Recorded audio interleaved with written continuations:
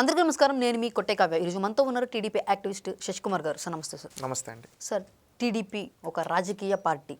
అంటే 4 దశాబ్దాల పైగా తన ప్రస్థానాన్ని 2 తెలుగు రాష్ట్రాల్లో కూడా చూపించి రాజ్యాధికారాన్ని సైతం కూడా సొంతం చేసుకుని ఈరోజు చంద్రబాబు గారు 4.0 అంటూ ఏపీలో అయితే కూటమి ప్రభుత్వం తరహాలో తన యొక్క అభివృద్ధి కార్యకలాపాలని అటు అన్ని చేసుకుంటూ ముందుకు వెళ్తుంది.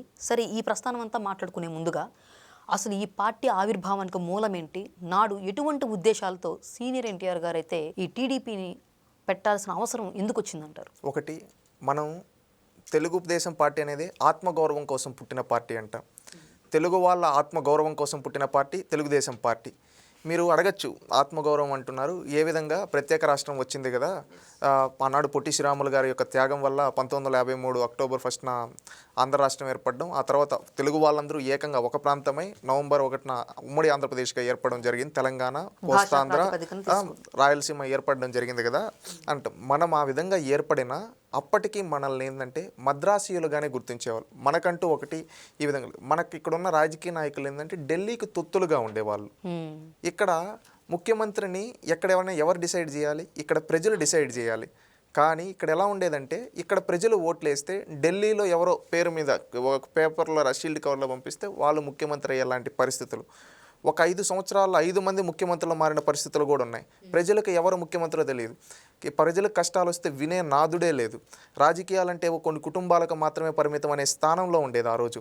ఇవన్నీ చూసి తనని ఇన్ని రోజులు ఆదరించిన ప్రజలు కష్టాలను చూసి ఈ ప్రజలకి నేను న్యాయం చేయాలి, ఎందుకంటే నన్ను ఇన్ని రోజులు వీళ్ళు ఆదరించడం వల్ల నేను ఇంత గొప్ప మహానటున్నయ్యాను, ఈరోజు వీళ్ళందరికీ సేవ చేయాలనుకున్న ఆలోచించి అది ఒక రాజకీయ రంగం ద్వారా మాత్రమే సాధ్యం అని చెప్పి ఆ రోజు ఆత్మగౌరవం లేని తెలుగు వాళ్ళ కోసం, ఎందుకంటే ఆత్మగౌరవం ఇవ్వడం, ఇది నేను తెలుగు వాడిని, నాది తెలుగుదేశం అంటూ ఆత్మగౌరవం ఇవ్వడానికి ఢిల్లీకి మన తెలుగు వాళ్ళు సత్తా ఏంటో చూపించడం కోసం ఆ రోజు తెలుగుదేశం పార్టీ పెట్టడం జరిగింది. ఆ రోజు ఎన్టీ రామారావు గారు పార్టీ అనౌన్స్ చేస్తామంటే అందరూ విలేకరులు అందరూ వచ్చి, జర్నలిస్టులు అందరూ వచ్చి, మీ పార్టీ పేరు ఏంటంటే నేను తెలుగు వాడిని, నాది తెలుగుదేశం పార్టీ అని చెప్పడం జరిగింది. అసలు ఈ పార్టీలో ఉన్న సింబల్స్ ఉన్నాయి కదా సార్, అంటే ఇల్లు, పసుపు గుర్తు, ఆ సైకిల్ సింబలు, నెక్స్ట్ నాగలి, ఇట్లాంటి వీటి ఆవశ్యకతను అంటే ఏ పాయింట్ ఆఫ్ వ్యూలో చూసి పెట్టుకున్నారు? ఒకటి, మనం అప్పటి వరకు ఆ రోజున్న పరిస్థితులకు అనుగుణంగా పసుపు శుభానికి సూచకంగా మనం ఏ కార్యక్రమం మొదలుపెట్టినా మన తెలుగు నేలపైన మనం పసుపుని పెట్టి, మనం ఇంటికి గుమ్మానికి వచ్చి పసుపుని పెట్టి, అందుకని ఈ రాష్ట్రం అంతా సుభిక్షంగా ఉండాలి, ఈ రాష్ట్రం కోసం, ఈ తెలుగు జాతి కోసం సుభిక్షంగా ఉండాలని దానికోసం పసుపు శుభానికి సూచకగా పెట్టడం జరిగింది. అదేవిధంగా ఇక్కడ ఉండే ప్రతి ఒక్క పేదవాడికి ఇల్లు అనేది, గృహం అనేది మనం ఇవ్వాలి అని చెప్పి ఆ రోజు గృహం సింబల్ పెట్టడం జరిగింది. అదేవిధంగా కార్మికులు ఉన్నారు, ఆ కార్మికులకి మనం రక్షణ కల్పిస్తూ వాళ్ళ ఎదుగుదల కోసం మనం కృషి చేయాలి అని కార్మిక చక్రాన్ని కావచ్చు. అదేవిధంగా కర్షకులు, రైతుల కోసం గుర్తుగా, ఎందుకంటే ఆంధ్రప్రదేశ్ అంటేనే అన్నపూర్ణ అంటాం, ఇలాంటి రైతులందరికీ మనం అండగా నిలబడాలి అనే ఉద్దేశంతో ఆ రోజు హలాన్ని పెట్టడం జరిగింది. ఈ విధంగా ఇవి పెట్టి తెలుగుదేశం పార్టీ జెండా ఆవిష్కరించిన, అదే మన జెండా, అదే మన అజెండా అని ఆ రోజు ఎన్టీ రామారావు గారు చెప్పడం జరిగింది. దాంతోపాటు మీకు ఇంకొకటి చెప్తానండి. ఆ రోజు ఎన్టీ రామారావు గారిని అడిగితే మీ ముఖ్య ఉద్దేశం అంటే కాలే కడుపుకు పట్టెడు అన్నం పెట్టడం, ఉండేదానికి ఇల్లు, కట్టుకునేదానికి బట్ట ఇవ్వడం అని చెప్పి చెబుతూ, మళ్ళీ ఈ సమాజాన్ని ఒక దేవాలయంగా భావించి ప్రజలను మేము దేవుళ్ళుగా భావిస్తాం, ఇదే మా మూల సిద్ధాంతం అని చెప్పి, సమాజమే దేవాలయం, ప్రజలే దేవుళ్ళు అని చెప్పడం జరిగింది. మనం చూసుకుంటే బహుశా ఈ భారతదేశంలోనే కానీ ప్రపంచంలో కూడా మరొక పార్టీకి ఇలాంటి ట్యాగ్ లైన్ లేదు. సమాజమే దేవాలయం, ప్రజలు, ఇది ట్యాగ్ లైన్ మాత్రమే కాదండి. దీన్ని నమ్ముకొని, దీన్ని నరనరాన ఇనుమడింపజేసుకొని ఎంతోమంది తెలుగుదేశం పార్టీ కార్యకర్తలు ఈరోజు పనిచేస్తూ ఉన్నారు.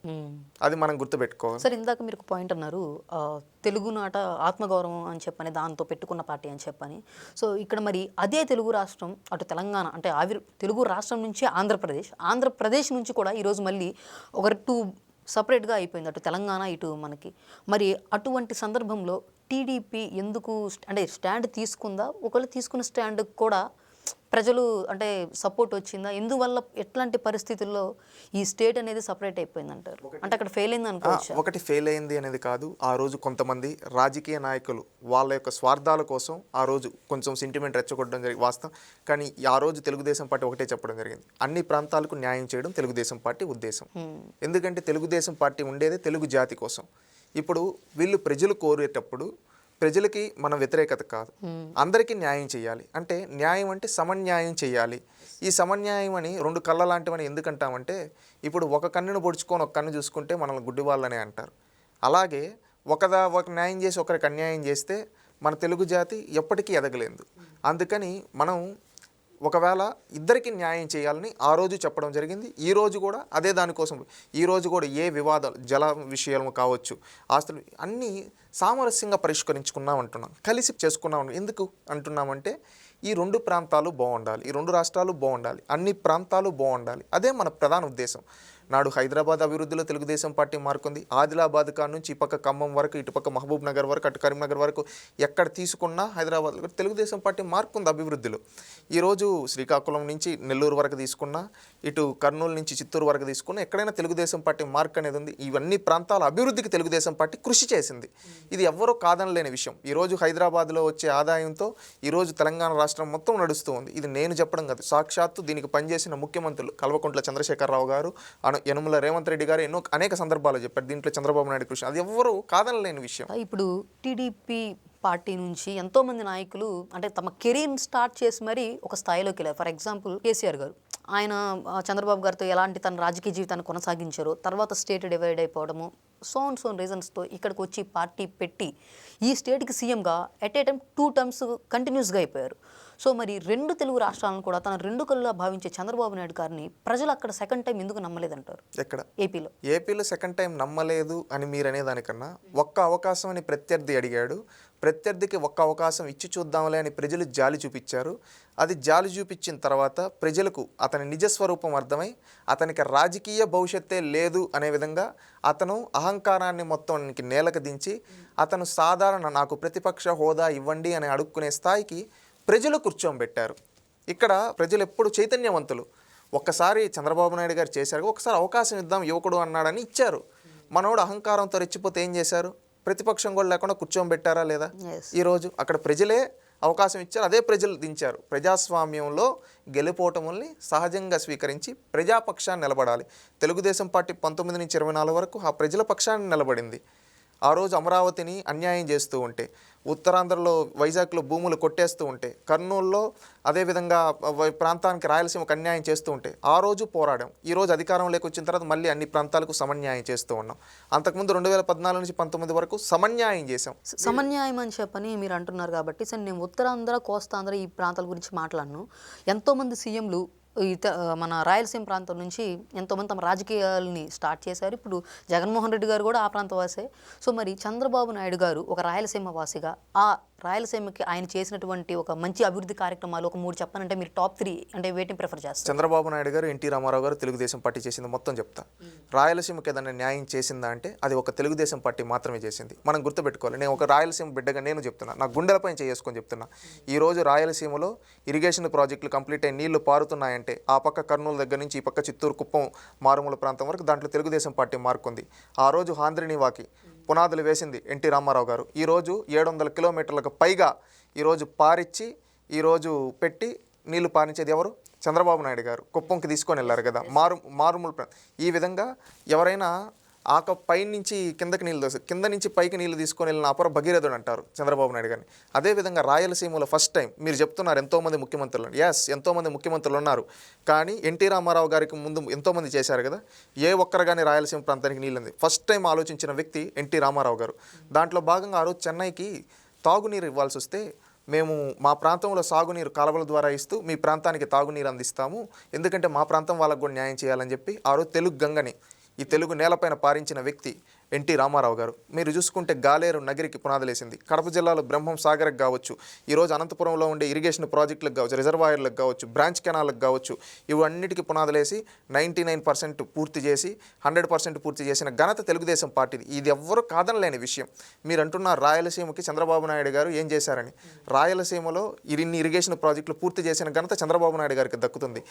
మచ్చుమరి ఎత్తిపోతల పథకాన్ని చంద్రబాబు నాయుడు గారు, సిద్ధాపురం ఎత్తిపోతలు కావచ్చు, జీడిపల్లి రిజర్వాయర్ కావచ్చు. ఈరోజు మనం ఆటోమొబైల్ గురించి మాట్లాడుకుంటే ఆటోమొబైల్ సెక్టార్ గురించి భారతదేశంలోని అతిపెద్ద ఫారెన్ డైరెక్ట్ ఇన్వెస్ట్మెంట్ అయిన ఆటోమొబైల్ కియా ఎక్కడికి వచ్చింది? రాయలసీమకు వచ్చింది. దాని వెనకాల చంద్రబాబు నాయుడు గారు కృషి ఉంది. రాష్ట్ర విభజన సందర్భంగా కేంద్ర సంస్థలు కొన్ని వస్తే వాటిని ఏదో తీసుకొని ఒక ప్రాంతంలో పెట్టాల, మన రాయలసీమ గడ్డపైన అన్ని జిల్లాలు కవర్ అయ్యే విధంగా పెట్టారు. ఒక ఐఐటి వచ్చింది, ఒక ఐజార్ వచ్చింది, ఎక్కడ పెట్టారు? తిరుపతిలో పెట్టారు. అదేవిధంగా సెంట్రల్ యూనివర్సిటీ వచ్చింది, అనంతపురంలో పెట్టారు.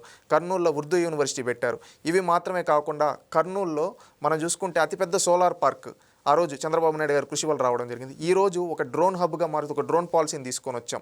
మళ్ళీ అదేవిధంగా ఒక ఫుడ్ ప్రాసెసింగ్ యూనిట్స్ని చేస్తున్నాం. ఈ హార్టికల్చర్ హబ్కి డ్రిప్ ఉంటుంది కదా రైతులకి, దానిపైన 90% సబ్సిడీ ఇచ్చాం. ఈ రోజు ఆ సబ్సిడీతో పాటు వాళ్ళు పండించిన పంటల్ని మనం ప్రపంచానికి ఎక్స్పోర్ట్ చేయాలి. హార్టికల్చర్లో మన వాళ్ళ ఉత్పత్తి చాలా బాగా వస్తుంది. దీన్ని చేయడానికి ఫుడ్ ప్రాసెసింగ్ యూనిట్స్ తీసుకొని వస్తున్నాం. ఇక్కడ తయారు చేసింది బయట అన్ని ప్రాంతాలకు వెళ్ళాలని ఒక లక్ష్యంతో ఈరోజు పనిచేస్తూ ఉన్నాం. ఇది మనందరం గుర్తుపెట్టుకోవాలి. అసలు చంద్రబాబు గారు అంటే విజన్ అని చెప్పనే ఒక వర్డ్ బాగా ప్రాచుర్యం అయితే పొందింది. ఎక్కడికి వెళ్ళినా కూడా ఐటీకి సంబంధించిన ప్రతి ఒక్కరు కూడా ఈయన యొక్క విజన్ని కొనియాడుతుంటారు. మరి ఐటీ రంగంలో చంద్రబాబు గారి యొక్క విజన్ ప్రజల రెండు తెలుగు రాష్ట్రాలు, కేవలం ఇది మనం ఏపీ తెలంగాణ అలా కాదు, రెండింటిని కలిపి చూసుకుందాము, ప్రజల జీవన ప్రమాణాన్ని ఏ విధంగా పెంపొందించాయంటారు? ఇప్పుడు నేను మీకు రాయలసీమ గురించి క్లారిటీ ఇచ్చాను కదా, మీకు ఓకే కదా? ఇన్ని చేసాం మేము రాయలసీమలో. మీరు విజన్ గురించి అడుగుతున్నారు కాబట్టి క్లారిటీగా చెప్తాను. విజన్ అంటే ఏంటి? తలరాతలు మారడమే కదా. మీరు అన్నది ఆ రోజు విజన్ 2020 అన్నాం. అప్పుడు చాలామంది మమ్మల్ని 420 అన్నారు. కానీ ఈరోజు ఆ విధంగా అన్న వాళ్ళు 420లుగా మిగిలిపోయారు. కానీ కాలం అనేది ప్రతిదానికి సమాధానం చెప్తుందంటారు. హైటెక్ సిటీ కట్టాం. అది చెప్తూ ఉంటే చాలామంది ఆ రోజుల్లో ఏమన్నారో కూడా గుర్తు చేసుకోవాలి. ఆ రోజు రియల్ ఎస్టేట్ కోసం చేస్తున్నావా, ఎవరి కోసం చేస్తున్నావని నోటికి ఏదొస్తే అది వాగారు. ఇంటర్నెట్ గురించి మాట్లాడేటప్పుడు పంపు సెట్ గురించి మాట్లాడమన్నారు. కంప్యూటర్లు అంటే ఇదేదో ఒక అట్టపెట్టి అని చెప్పి మాట్లాడిన వాళ్ళు ఉన్నారు. సెల్ ఫోన్లు అంటే అవేంటి కూడు పెడతాయా, గుడ్లు పెడతాయా అని వాగారు. ఆ రోజు ఎవరు అంటే ఈ రోజు ఉన్న వైఎస్ఆర్సీపీలో ఉన్న కొంతమంది నాయకులు, ఆనాడు కాంగ్రెస్ పార్టీలో ఉన్న నాయకులు ఇవన్నారు. కానీ ఆ రోజు అన్న వాగారు కదా అందరూ. ఈరోజు అదే వాళ్ళ కుటుంబాలు ఇంటర్నెట్ లేకుండా ఉండగలుగుతాయా? మీరు చెప్పండి. అదేవిధంగా నేను ఒక్కటి చెప్పదలుచుకున్నా. ఆ రోజు చాలామంది ఐటీ చదువులంటే అవేమి కూడు పెడేస్తాయి అని వాగారు కదా.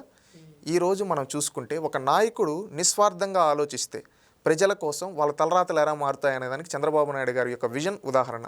ఆ రోజు హైటెక్ సిటీ కట్టారు, ఇంజనీరింగ్ కాలేజీలు పెంపొందించారు, ఇంజనీరింగ్ సీట్లు మనల్ని చదవాలని ప్రమోట్ చేశారు.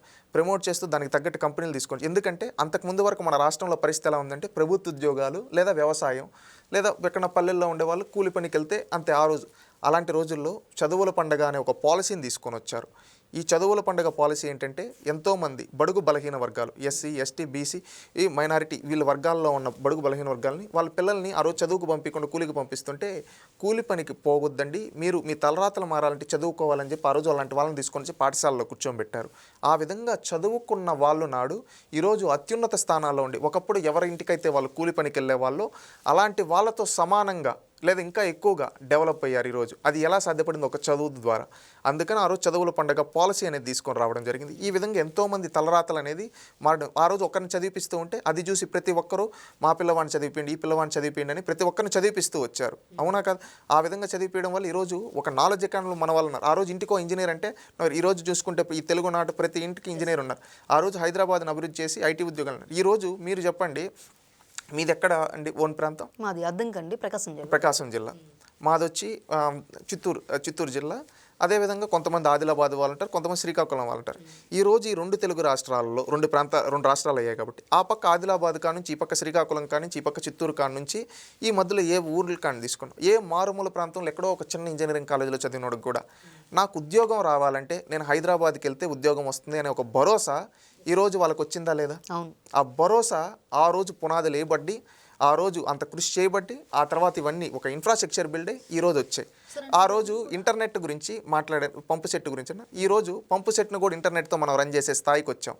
ఈరోజు కంప్యూటర్లు, సెల్ ఫోన్ లేని ఇల్లు అనేది మన దగ్గర లేదు. అంటే ఇవి జీవన ప్రమాణాలు ఏ విధంగా పెంపొందించాయి అనేది మనందరం గుర్తించుకోవాల్సిన అవసరం అనేది ఉంది. చంద్రబాబు నాయుడు గారి ఆలోచనలు ఈ విధంగా ఉంటాయి.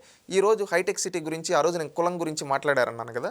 ఈరోజు ఎవరికైనా ఓపెన్ ఛాలెంజ్, అదే హైటెక్ సిటీ దగ్గర ఏదో ఒక సమయంలో పోయి నిల్చుకుంటే, మధ్యాహ్నం నుంచి మన అర్ధరాత్రి 12 నిల్చుకుంటే అక్కడ భారతదేశ నలుమూలల నుంచి వచ్చిన వాళ్ళు ఉంటారు. ఈ తెలుగు రాష్ట్రాల నలుమూలల నుంచి వచ్చిన వాళ్ళు, వాళ్ళకి కులం లేదు, వాళ్ళకి మతం లేదు, వాళ్ళకి ప్రాంతం లేదు, వాళ్ళకి తెలిసింది ఏంటంటే పని, ఐటీ అనేది మాత్రమే. అది మాత్రమే ఆ రోజు చంద్రబాబు నాయుడు గారు చూడడం జరిగింది. ఆ రోజు ప్రత్యర్థుల విమర్శలకి కుంగిపోలేదు. ఆ రోజు నేను చెయ్యాలి నా భవిష్యత్ తరాల కోసమని. ఈరోజు చూసుకుంటే ప్రపంచ నలుమూలలో ఏ దేశంకి వెళ్ళినా కానీ మన తెలుగు వాళ్ళు ఉంటారంటే అది చంద్రబాబు నాయుడు గారి యొక్క కృషి, చంద్రబాబు నాయుడు గారి యొక్క విజన్. ఇప్పుడు కూడా ఆయన అంటాడు నాలెడ్జ్ ఎకానమీలో మన వాళ్ళు నెంబర్ 1గా ఉంటారు. 2047కి అన్ని రంగాల్లో మన వాళ్ళు శాసించే స్థాయిలో ఉంటారు. ఈరోజు మనం వ్యక్తులుగా శాశ్వతం కాదండి, వ్యక్తులుగా మనం శాశ్వతం కాదు, మనం చేసిన మంచి శాశ్వతం, వ్యవస్థ శాశ్వతం. అలాంటి వ్యవస్థల్ని సృష్టించాలని చంద్రబాబు నాయుడు గారు పనిచేశారు. సార్, ఓకే, వీటన్నిటిలో భాగంగానే అంటే ప్రతి సామాన్యుడు కోరుకునేది ఒక మౌలిక సదుపాయాలు, అంటే కూడు, గూడు, గుడ్డ అని చెప్పని అంటే మాట్లాడుతున్నారు. మనం విజన్ ఇదంతా కాదని లేని సత్యం. కానీ వైద్యం అనేది ఒకటి ఉంటుంది, అది సామాన్యుడు కూడా కొనుక్కోలేని స్థితిలో ఎన్ని ఉన్నా సరే వైద్యానికి ప్రతి ఒక్కడు లోబడే ఉంటాడు. మరి ఈ రోజుకి చూసుకుంటే జిల్లాకు ఒక గవర్నమెంట్ హాస్పిటల్ మాత్రమే ఉంటుంది, దాంట్లో డెవలప్మెంట్ అయినటువంటి ఎక్విప్మెంట్స్ కానీ ఇట్లాంటి కొరత అనేది నేటికి కనిపిస్తూ ఉంది. మరి ఇటు సైడు ఎందుకు అంటే ఆ వెలితి అనేది కనిపిస్తూ ఉంది, దానిపై మీ అభిప్రాయం ఏంటి? ఒకటండి, తెలుగుదేశం పార్టీ అధికారంలో ఉన్న ప్రతి సందర్భంలో హెల్త్ సెక్టర్ ప్రయారిటీగా పనిచేసింది. అది అన్ని ఇటు ఐటీతో పాటు ఈరోజు హెల్త్ సెక్టార్ను కూడా బయోటెక్నాలజీని కూడా ప్రమోట్ చేస్తూ వెళ్ళింది. మనం గుర్తుపెట్టుకుంటే ఇక్కడ ప్రైమరీ హెల్త్ కేర్ సెంటర్స్ అని ఉంటాయి మన ఊళ్ళలో. అవి ఫస్ట్ టైం తీసుకొని వచ్చిన వ్యక్తి ఎన్టీ రామారావు గారు, తెలుగుదేశం పార్టీ. ఓకే. మళ్ళీ ఆ తర్వాత ఫస్ట్ హెల్త్ యూనివర్సిటీ ఈ తెలుగు నేలపైన ఏర్పాటు చేసిన ఘనత తెలుగుదేశం పార్టీకి దక్కుతుంది. ఆ తర్వాత జిల్లాకు మెడికల్ కాలేజ్ ఉండాలి, అందరూ మెడిసిన్ చేయాలని చెప్పి పెట్టాం. ఇప్పుడు ఎంసెట్ అనే ఒక విధానం, నీట్ అనేది ఈరోజు వచ్చింది, కానీ ఎంసెట్ అనే ఒక విధానం ఉంది. ఇంజనీరింగ్ కావచ్చు, అదేవిధంగా మెడికల్ కావచ్చు. ఆ ఎంసెట్ విధానాన్ని తీసుకొని వచ్చి మెరిట్ బేస్డ్ మీద, అంటే డబ్బు ఉండేవాడికి కాదు మెరిట్ బేస్డ్ మీద సీట్లు ఇవ్వాలని ఆ ఎంసెట్ విధానాన్ని తీసుకొని వచ్చిన పార్టీ తెలుగుదేశం పార్టీ. ఈరోజు ఆ మెడికల్ సీట్లు ఇవన్నీ విధానం తీసుకొని వచ్చిన మెరిట్ ఉండే స్టూడెంట్స్ ఈ విధంగా కాలేజీలు ఈ విధంగా వాళ్ళకి ఆపర్చునిటీస్ వస్తూ ఉన్నాయి. అవునా కాదా? మళ్ళీ మీరు ఇంకోటి కూడా గుర్తుపెట్టుకోవాల్సింది, ఆయన ప్రైమరీ హెల్త్ కేర్ సెంటర్లను చేస్తే 30 పడకలు, 20 పడకలు, 50 పడకలు, 100 పడకలు ఈ విధంగా ఆసుపత్రులను కట్టించాలి అని ఒక ప్లానింగ్ పెట్టి చంద్రబాబు నాయుడు గారు 1996 నుంచి 2004 వరకు ముఖ్యమంత్రిగా ఉన్న సందర్భంలో 95 నుంచి కావచ్చు ఎన్నో 100 పడకల హాస్పిటల్, 50 పడకల హాస్పిటల్ నిర్మించి పెద్ద ఆసుపత్రులు అనేవి నిర్మించడం జరిగింది. ఈరోజు ఈ 2 తెలుగు రాష్ట్రాల్లో అనేక హాస్పిటల్ ఉన్నాయి. అవన్నీ చంద్రబాబు నాయుడు గారి హయాంలో కట్టింది. నేను ఒక చిత్తూరు జిల్లా వాసిగా నేను ఒకటి ఎక్విప్మెంట్ కొరత అనేది కాదండి, నేను క్లారిటీగా చెప్తున్నాను. ఈ 2 తెలుగు రాష్ట్రాల్లో ప్రముఖంగా నేను ఒక చిత్తూరు జిల్లా వాసిగా చెప్తున్నా. మా తిరుపతిలో స్విమ్స్ ఉంది, ఆ తెలుగుదేశం. బడ్స్ హాస్పిటల్ ఉంది, అది తెలుగుదేశం పార్టీ కట్టించింది. మళ్ళీ అదేవిధంగా మా కాళహస్తిలో ఒక పెద్ద ఆసుపత్రి ఉంది, గవర్నమెంట్ హాస్పిటల్, అది కట్టించింది. మా పక్కన నగర నియోజకవర్గం ఉంది, అక్కడ కట్టించింది. నేను ఈ విధంగా చుట్టుపక్కల ఇదే విధంగా రాష్ట్రం అంతా ఉన్నాయి. ఆ రోజు ఇన్ఫ్రాస్ట్రక్చర్ ఇవన్నీ బిల్డింగ్తో ఇన్ని హాస్పిటల్స్ నిర్మించడం జరిగింది. ఆ తర్వాత వచ్చిన పాలకులు ఏం చేశారంటే ఈ విధానాన్ని ప్రభుత్వ ఆసుపత్రులను ఇన్ఫ్రాస్ట్రక్చర్ బిల్డ్ చేయకుండా ప్రైవేట్ వాళ్ళకి డబ్బులు ఇవ్వాలనే ఒక ఉద్దేశంతో ఆ రోజు ఈ వ్యవస్థను మొత్తం పక్కన పెట్టేసి ప్రైవేట్ వాళ్ళకి వెచ్చిపెట్టి ప్రైవేట్ వాళ్ళతో హాస్పిటల్ పెట్టించి ఈ విధంగా చేసి లైసెన్సులు ఇచ్చేశారు. అదేంటంటే తర్వాత వ్యవస్థ మొత్తం కొంచెం ఏమైపోయింది, ఒక టైప్ ఆఫ్ ఇదైపోయింది. దాన్ని ప్రక్షాళన చేయడానికి సమయం పడుతుంది. ఈరోజు పీపీపీ మోడల్లో ప్రభుత్వం టేక్ ఓవర్ చేసేదానికి కూడా కారణం అదే. ఎందుకంటే ప్రభుత్వం కట్టించి ప్రభుత్వంతో పార్ట్నర్షిప్ ఉంటే మనం హై ఎండ్ ఇన్ఫ్రాస్ట్రక్చర్ వాడగలుగుతాము అనే ఉద్దేశంతో ఈరోజు పీపీపీ మోడల్లో వెళ్తూ ఉన్నాం. ఆ విధంగా వెళ్ళడమే కాకుండా రేపు భవిష్యత్తులో డిజిటల్ హెల్త్ రికార్డ్స్ కావచ్చు, ఇవన్నీ చేస్తూ ఉన్నాం. మీరు ఒక రోజులో అనేది కాదు, మీరు ఒక లాంగ్ టర్మ్ ప్రాసెస్లో చూసుకుంటే తెలుగుదేశం పార్టీ నేను ఇక్కడ డిజిటల్ హెల్త్ రికార్డ్స్ అని చెప్పాను, మళ్ళీ వచ్చి సంజీవని ప్రాజెక్ట్ అని చెప్పాను, 25 లక్షల వరకు ఎక్కడైనా చేసుకుంటే ఇవన్నీ ఏంటంటే మనం ఇన్ఫ్రాస్ట్రక్చర్ బిల్డ్ చేసుకోవాలనుకుంటే అందరినీ కలుపుకొని వెళ్ళాలి. అందుకని పీపీపీ మోడల్లో వెళ్తూ ఈరోజు ఇన్ఫ్రాస్ట్రక్చర్ బిల్డ్ చేస్తున్నాం. ఆ రోజు మేమున్న కంటిన్యూ చేసిన ప్రాసెస్ ఆ తర్వాత వచ్చిన పాలకులు 10 ఏళ్ళు చేస్తుంటే ఈరోజు ఈ 2 తెలుగు రాష్ట్రాల్లో బెస్ట్ హాస్పిటల్స్ తయారై ఉంటాయి.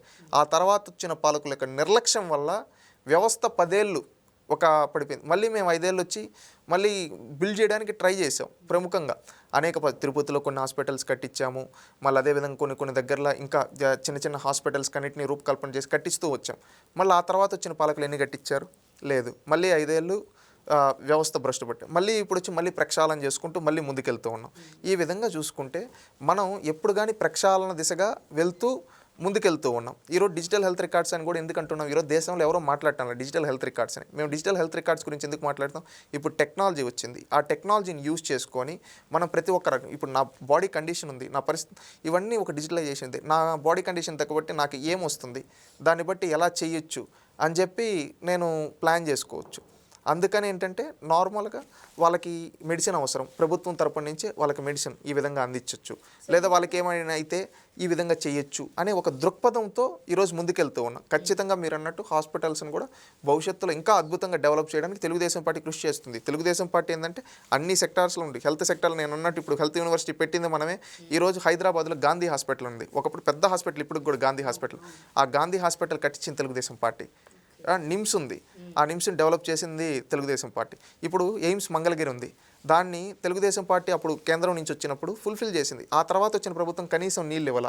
మొన్న అక్కడ మళ్ళీ నీళ్లు వాళ్ళకి కావాల్సినటువంటి ఇచ్చి ఈరోజు వాళ్ళు అక్కడ ఆ హాస్పిటల్ వాళ్ళు చెప్తూ ఉన్నారు, గత 5 years మాకు కనీసం పట్టించుకోలేదు, ఇది ప్రభుత్వం వచ్చిన వెంటనే చేసింది. అంటే ఇక్కడ చూడండి ఎన్ని హాస్పిటల్స్కి ఎన్నిటికి ఇవన్నీ చేస్తూ వెళ్తూ ఉన్నాం. ఇందాక మీరు మాట్లాడుతా హైటెక్ సిటీకి సంబంధించి ఇదంతా కూడా ఒక మాఫియా, అంటే రియల్ ఎస్టేట్ మాఫియా అన్నట్లు చేశారని చెప్పని అంటూ ఉన్నారు. మరి ఇట్లాంటి వార్తలు ఇప్పుడు అమరావతి మీరు అన్నట్టు నేను చెప్తున్నాను, ఆ రోజు హైదరాబాద్ విషయంలో రాజకీయ ప్రత్యర్థులు ఇదే విమర్శలు చేశారు. కానీ నిజాలు చూస్తే ఈరోజు ప్రతిఫలం ఎంతమంది పొందుతున్నారో చూస్తున్నాం. రేపు అమరావతిలో కూడా ప్రతిఫలం కొన్ని లక్షల మంది. అమరావతిని అక్కడే చూస్ చేసుకోవడానికి రీజన్ ఏమంటారు? అది కమిటీ నేను ఒకటి చెప్పడం ఏంటంటే, అమరావతి అనేది రాష్ట్రానికి మధ్యలో ఉంది. ఇప్పుడు రాష్ట్ర రాజధాని అనేది ఎప్పుడు మధ్యలో ఉంటే ఇటు కనెక్టివిటీ ఈజీగా ఉంటుంది. ఇటు చూసుకుంటే మనకు అక్కడ శ్రీకాకుళం నుంచి ఇటు రావడానికి వీళ్ళకి ఎవరైతే ఇటు రావాలో వాళ్ళకి, ఇటు చిత్తూరు నుంచి ఇటు కర్నూలు నుంచి అనంతపురం తీసుకున్నా అదే ఈక్వల్ రేంజ్ ఉంటుంది. ఇప్పుడు రాజధాని అంటే అక్కడ ఎమ్మెల్యేలకు కావచ్చు, ఎంపీలకు కావచ్చు, మంత్రులకు కావచ్చు, డిస్టిక్ కలెక్టర్స్ కావచ్చు, వీటన్నిటికీ వేరియస్ వర్క్స్ మీద కావచ్చు, లేదా కొంతమంది ప్రజలకే ఏమన్నా రాజధానిలో కొన్ని మెయిన్ ఈ యూనిట్స్ ఉంటాయి, అక్కడికి రావాలంటే వాళ్ళ కనెక్టివిటీ ఈజీగా ఉండాలి. అందుకోసమని ఆ రోజు పెట్టడం జరిగింది. ఆ రోజు ఇది ఒకరు తీసుకున్న నిర్ణయం కాదు, మీరు గుర్తుపెట్టుకోవాలి. 175 నియోజకవర్గాలు 175 మంది శాసనసభ్యులు చర్చించి శాసనసభలో అందరూ ఏకపక్షంగా తీసుకున్న నిర్ణయం అమరావతి. అంతేగాని ఇది ఏదో ఒక పార్టీ తీసుకున్నది కాదు కదా. మీరు చెప్పండి, శాసనసభలో డిస్కషన్ జరిగింది 175 నియోజకవర్గాలు. ఆ రోజు అపోజ్ చేసేటప్పుడు జగన్మోహన్ రెడ్డి ఆ రోజు బలమైన ప్రతిపక్షంగా 68 స్థానాలతో ఉన్నారు.